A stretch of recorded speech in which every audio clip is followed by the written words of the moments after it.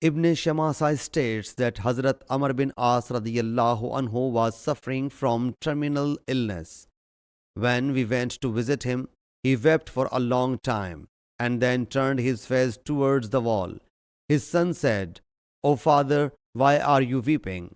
Didn't Allah's Apostle sallallahu alaihi wasallam give you the glad tidings of such and such thing?" Hazrat Amr bin As radiyallahu anhu faced him and said, "The most excellent deed in our views is to testify that there is no worthy of worship save Allah Jalla Jalaluhu, and that Hazrat Muhammad sallallahu alaihi wasallam is Allah's apostle. I have gone through three phases. There was a times when I did not use to harbor hostility for anyone more than Allah's apostle sallallahu alaihi wasallam, and I always thought how to assassinate Allah's apostle sallallahu alaihi wasallam. Allah Jalla Jalaluhu forbid. If I had died then, I would certainly have been a well-bound person. The second phase was that when Allah Jalla Jalaluhu inspired an inclination towards Islam in my heart, I visited Allah's Apostle sallallahu alaihi wasallam and submitted. O Allah's Apostle sallallahu alaihi wasallam, extend your hand. I take an oath of allegiance on your hand. When Allah's Apostle sallallahu alaihi wasallam extended his hand, I withdraw my hand. Allah's Apostle sallallahu alaihi wasallam whereupon said, "Amr, what is the matter?" I submitted, "I want to impose some conditions."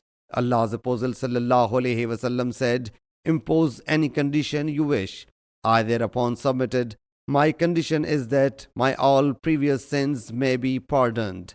Allah's Apostle sallallahu alaihi wasallam said, "Amr, do not you know Islam eliminates all former sins, and immigration wipes out all previous sins, and Hajj erases all former sins?"